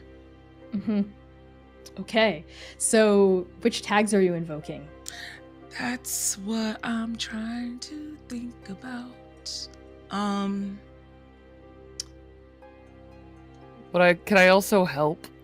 Yes, Yeah. absolutely, That'd Zynon, be great. you Yeah, 'cause can. I'm looking through. I'm like, I don't know if I have anything. I mean, I could use Flash as a history again, Diagnoses could also work. I know it's typically I was medical, gonna actually use, but it's I like was your gonna- investigative okay. mind. Yeah. Okay, I was actually gonna And- ask if that was something that I could do. Be like, can I make an argument for diagnoses? Absolutely. Yes, power tags are meant to be kind of broad but specific to Okay. fit into a variety of situations. And Zion, you can also help. So there's a help move that I wrote here as well. When you want to help a crewmate who's making a move, describe how you assist them and roll 2d6 plus help points. So help points and hurt points are a resource that players gain they can choose to gain them at the end of every session when we use the end of session move Geek Out during credits. So right now, Zion, how many help points do you have in your relationship with Lumira? I 1. actually have one. Okay. Excellent. So describe how you're assisting Lumira's investigation. I think after Zynon coldly remembers the burn on his hand, looking at all of the gems and things, he finally makes his way into the room and enters and immediately catches Lumira's like sleuth eyes. And he's like, right, yes, mission. I'm on a mission. I don't want to keep screwing up. So he is going to start helping by like peeking around things and using his extremely keen gaze to and his like astute mind to specifically like criminal enterprises and things like that. So I would like to use resourceful criminal. And So you're not using your power tags actually when you help someone. right. You spend help points. I just So you So I'm can just only looking spend and one. spending Yep. the one help point. All right. Excellent. I assume, can I just say that the two of you are moving things around and like looking at stuff, opening drawers and stuff like that? Is that a stretch to say that's part of what you're doing? Yeah, no, not too much. That's about right. Okay, I sounds feel good. like- You're like yeah. poking around. Okay. Yeah, Sayer, would Sayer's you watching- also like to help? Can I? Yeah, why not? Both of you can Sure. attempt, I think. Awesome. Sayer, I think, is just following Lumira's eyes and just walks to whatever drawer, whatever area she's looking at, and just moves a potted plant, opens a drawer. Like, he's just expending all of the effort he knows she doesn't want to do. So you're to- being the muscle, like moving Yeah. the heavy objects aside and doing the manual labor. Okay. How many help Actually, points no with rules. Lumira do you have? I only have one. Okay, so roll 2d6 plus 1. Both the boys. Let's I resolve did those. make it at a 7. Okay. With the +1.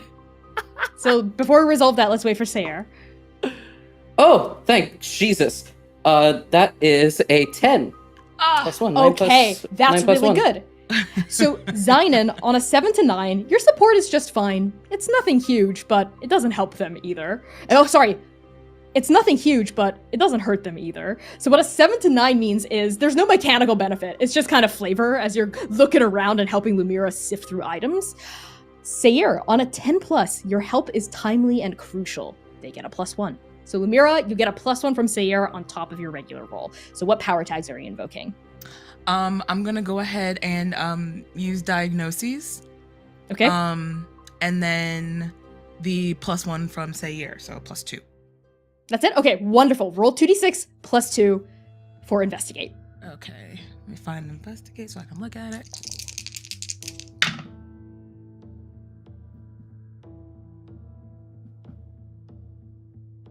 Why is math not mathing for me right now? Holy shit, hold on.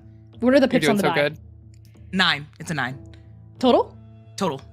Okay, so on a 7 to 9, the GM will describe the area's general ambiance and any prominent features that your trained senses notice. Not bad. So, all in all, let me paint you all a picture. Lumira, Zynon, and Sayer, as you snoop around this office, yes, there are also eyes here. Not as many as downstairs. There are 3 prominent eyes, one on a wall, one on a ceiling, and one as Sayer moves the carpet aside underneath the carpet even. They also contain traces of magic, though they're not currently magically activated. You also notice that at first, just a regular person might have written off the spilled decanters of wine from the entertainment area as someone knocked it over drunkenly, or maybe they were dropped when the mist took everyone. But upon closer inspection, it appears to be dropped due to a struggle. You see footprints in the carpet. 2 sets. One set facing outward from a wall, and one set much larger facing inward. It seems like a larger person was menacing someone up against the wall. You also notice on the table regular ledgers and paperwork, easily accessible, about the gambling house. The currency coming in, the currency leaving it. Various letters from various people talking about various tasks that are not necessarily super interesting. They're administrative tasks or bureaucratic requests, correspondence that seem politically friendly in nature. But then you also notice several locked drawers. Did any of you try to force them open? Or try to attempt to find a key? I would probably attempt to find a key. Yeah, First. Say would have probably have moved it, and it made a sound. He Yes. looks at Lumira, and Lumira's already like, Find a key first. Unfortunately, with a 7 to 9, you were unable to locate a key in this room. Okay. So did you let Sayer muscle it open? If we can't find a key, then I would let Sayer muscle it open, yes. Good news, Sayer is able to wrench it open, wood chips go flying, and even more excellent news, especially for you, Lumira, who's attuned to magic, you feel like a magical vestige vibrating upward from the drawer. This was definitely booby-trapped. It was definitely cursed, but it's kind of just like the eyes, right? And the Spear of Seven Storms, the mist also seemed to have deactivated some aspects of the magics in the City of Heaven. So nothing explodes outward. You're able to just kind of wrench the drawer open and peer at the contents inside. The most interesting things you find here are what appear to be very sordid details about various gods in the City of Heaven. You see files on various deities here, discussing bribes, discussing petty thefts that have been documented, and you specifically see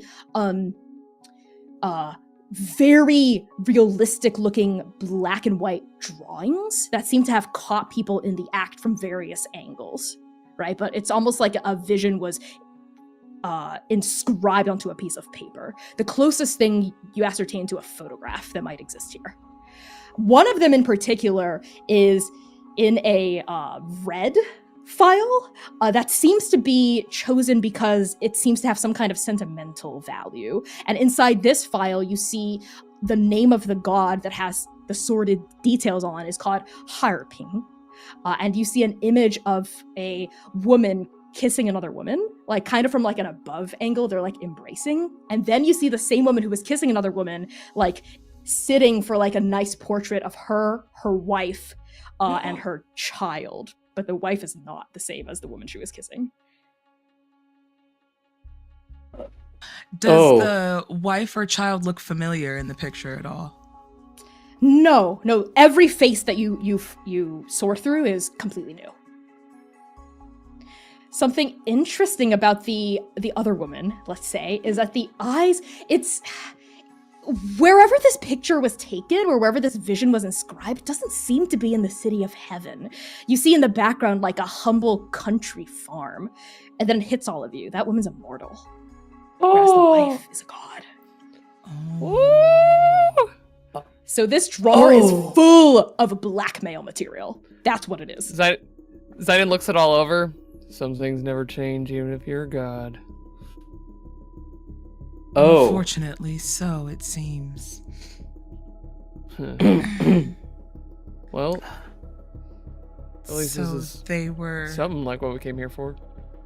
Yeah. I mean, if this is blackmail and the liaison that we were just told about by Xiao Cheng is a dealer in subterfuge and in details such as this, Information. Mhm.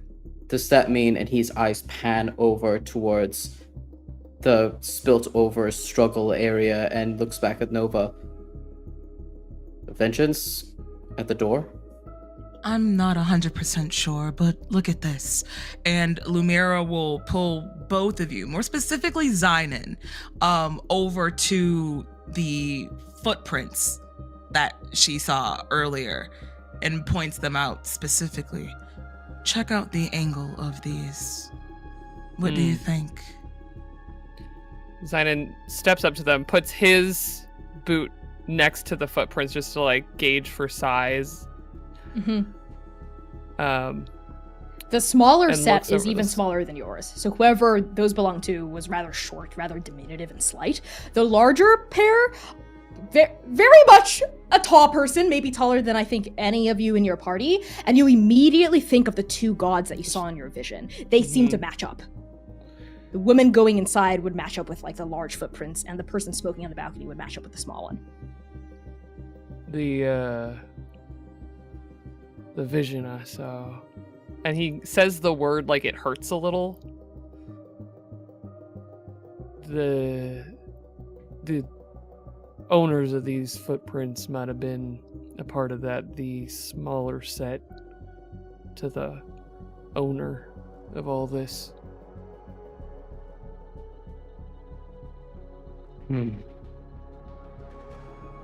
Every That is time I about- get every time I get more information, I leave with more questions. Well, someone here was slated to be the virtue of the emperor, so maybe there's a bit of meat on that bone. Yeah. And if we are to make the assumption that said candidate is the owner, an attack on them on this day feels Specific. bad. Mm. There's one more detail about the room that all three of you would notice. By the desk, in a corner, almost surreptitiously there, that you might have missed on a first glance, is a bowl upon a very humble table, and the bowl is filled with pure black water.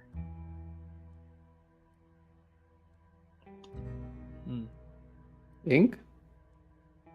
As you get closer and peer inside, you don't smell ink coming off of it, but Sayer, something about it tugs at you. It's magical. And not just that, unlike the ghosts, the after images of magic lingering on the eyes, the magic here is present. It's still magical, contains all of its magic, whatever this bowl with black liquid is. I think what Sayer does is that he like hovers his hand above, and maybe we see a little bit of like magical effervescence tingling near the tips of his fingers, and he steps up towards Lumira. Magic. Here.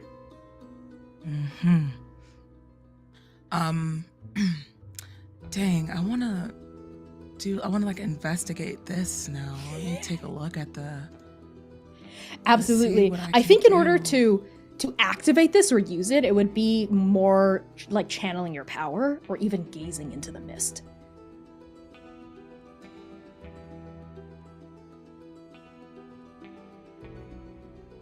Yeah, let's gaze into the mist. Yes, I love it. We gaze into the mist. Okay, so when you gaze into the mist for answers or signs, describe what you're looking for and roll 2d6 plus tags. Okay, so when Sayer mentions that they notice there's some type of magical resonance to this water, I think Lumira immediately goes into like healer mode. Like she is very well known, like she knows like botany and alchemy and things of that nature. It's what she does. So I think she immediately goes to it with that framework in it of investigating what exactly this is and then what are said powers of it, and what exactly itself it could be used for or is used for in general. Okay. Or if there's any components, or if she can't like identify what it is exactly, what are components of it that she can identify that can Absolutely. lead her to what it is? Hell yeah, you want to know what is its purpose and what are some clues that will lead me to its purpose. Excellent. So I think tags that might work here, feel free to pitch them to me. Diagnoses might work again. Diagnoses definitely might work again. some part of me feels like forbidden knowledge. No, can I think that also- works. Yeah. Can also work. Yes. So I'll pitch those two. Yeah, diagnoses and forbidden knowledge. Okay. I will say yes so to that. that's 2d6 Plus two. plus 2. Go for it. Uh-huh. That is a 6. I'm so excited for this. Oh, On a fuck. 6-, I love this. On a 6-, I'm so excited. the mist gazes back. As you gasp back into yourself, the GM will tell you what single portent lingers in your mind's eye, haunting you. Suffer or worsen a status of the GM's choice. Okay. As you place your hands upon the edges of this bowl, it's not just some regular bowl meant for holding rice or noodles or soup. It is an intricately carved metal bowl with designs along its sides, designs of a tortoise with a serpent's tail wrapped around its exterior. And as your fingertips alight upon it, the magic rushes into you like a gasp of mist washing over your eyes. And your eyes, we close up on them, they turn pure black, just like the ink. The inky water within this bowl. And Sayir and Zainin, what Lumira sees, you see played out on the surface of this scrying bowl. Lumira, you see Yalan, the cradle, the mortal world underneath the city of heaven, one of the 3 sister realms stitched against each other. And on Yalan, you see nothing but disaster. Disaster, disaster, disaster. You see storms the size of temples devastating a countryside. You see earthquakes toppling buildings. You see people running and running from dust storms. You see fire eating crops. You see animals, cattle dropping over, diseased and dying. You see the bedlam, the disaster, the panic that happens in the absence of the gods. There's no balance here now that the gods are gone. There's no one here to breathe life into Yaolan, to maintain harmony. All of that is completely out of balance. There has been nothing but 7 days and 6 nights of disaster. That is the portent that lingers in your mind's eye as you gasp back into yourself and your eyes uncloud, becoming themselves once more. And the status I'm going to inflict upon you is haunted. Haunted 2. Not just of what you saw in Yaolan, but something about these visions of disaster resonated within an almost forgotten part of yourself, a subsumed part of yourself deep within a pool inside the Ionian Grove disaster. Yes, it feels so familiar, but unknown, the details lost to you at the bottom of a lake. I think when Lumira gasps back, she stumbles Whoa, and whoa. stutters, And- moving herself Sayre away catches from you. the table. Yeah, I think there's 2 sets of hands. Lumira, You're right. look at me. Look at me, Lumira. You're here with me. Look at me.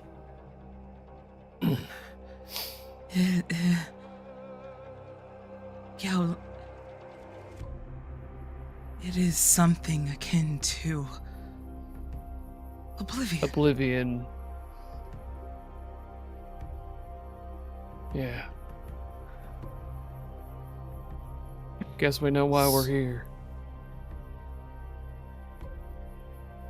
And Lumira's shook. She's not really saying anything. She's Yeah. kind of just in. And Sayre's no longer focused on the mission, he's only focused on you. He wants you to be steady. He just stares and looks into you in those big blue eyes, and he grips your shoulder, the upper part of your arm, and he just says, "It's okay, just stay with me here." And a shade has fallen over Zainin's face. The dust back on him like a mantle, an agent on a mission. Oblivion. Oblivion. Oblivion. And he steps away, that helping hand leaving just Sayer there. Are you okay? Can you stand? Yeah. I can stand. And as Lumira gets up, another one of her curls has went white again, permanently. And it just lays there. But it's definitely noticeable because it was not there before. In that transition point between you fully standing and that curl falling over, Thayer reaches out, stops himself. Alright. You're okay. And See anything else, Zayden? Zion's gone to the drawer with all the scrying sketches and stuff. Takes a fistful of them. I think this is what we came here for. We have half an answer. Yeah. In a world below, between, that needs us. I think we got what we need. Sayer stares outside. What time of day is it? Does time work the same way in the City of I'm Heaven? so glad you asked, Sayer, because as your investigations into the Black River had continued and gone on, the sun in the window outside had gradually but certainly made its downward trajectory toward the horizon. Warmth recedes from the open-air courtyards of the Aesir complex. The shadows inside the Black River grow long. The vibrant reds of the Vermilion Library begin to dull, and the fires of the White Forge flicker against the chill breeze. The arrival of evening is so slow, so gentle, that none of you notice the mist rolling in until it's, well, everywhere. Thick, white clouds coagulate in front of your faces. It doesn't matter if one happens to be outside under the light of the fading sun, or, like the three of you, inside, shielded from the heavens by a roof held up by curved wooden ribs. No matter where you are, no matter what you're doing, the mist rolls in. It is cold against your skin like the caress of a lover long gone.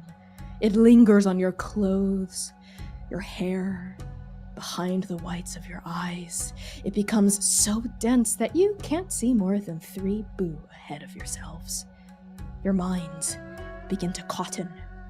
Your thoughts disperse like silk strands being pulled apart by a weaver's deft hands. What were you doing here again? What time is it exactly? Who are you?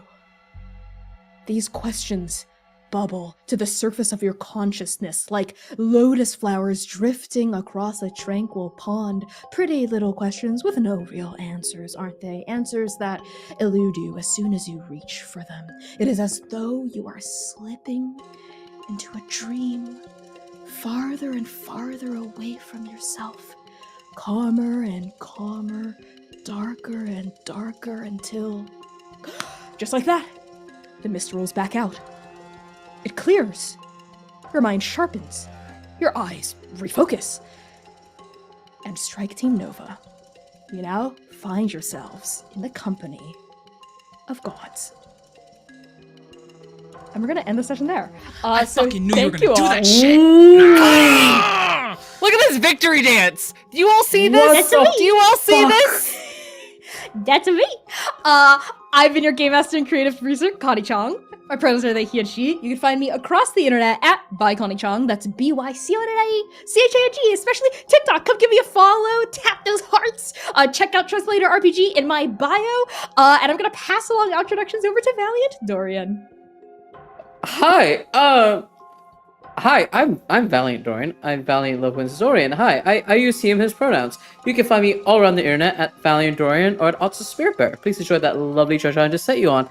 And tonight I have the distinct pleasure of playing your favorite masked fiery Blorbo Sayer who uses he, they pronouns. I'm gonna pass introductions over to Kai. Hi, everybody. I'm Kai. I use he, they, and she pronouns. I'm surrounded by God suddenly. You can find me all over the internet as Estelle of Imladris. And I will be back here until I'm cast out of the city of heaven, I guess, as Mr. Zanin Esh, who uses he, him pronouns. Sam, help. Help. Hey, I'm Sam Star. You can follow me all across the interwebs at Lust for Life X. That's LUSTTFORLIFEEX. And fuck. Yeah, that's all I got. Just surrounded by gods and seeing destruction. You know, I guess we all get a little taste of it. To say your treatment. Boss? Just so you know, the line like the touch of a lover long gone was my birthday present to you, Sam. I love Awful. you. Happy birthday. Happy birthday, Sam Star. This is your Happy birthday, Sam. stream. Happy birthday. Happy birthday, Sam! Yes, happy birthday. We will be back next week, Saturday, February 10th. In 7 days, February 10th, at 8 p.m. US Eastern Time, wherever you watch your live streams, whether that's Twitch at Transplanar RPG, YouTube at Transplanar RPG, or TikTok right here at ByConnieChong. Please give me a follow so you can stay tuned about when I go live. I post like 3 to 4 times a week. Good TTRPG content. And yes, we love you all so much. See you next week. Please listen to our podcast. Check us out. Join our Discord server. Join our community. We're a lot of fun. We are queer. We are trans. We do dark art about dark things and mysteries and good stuff. We love dark fantasy. Okay, we love you all so much. See you in 7 days. And Bisho.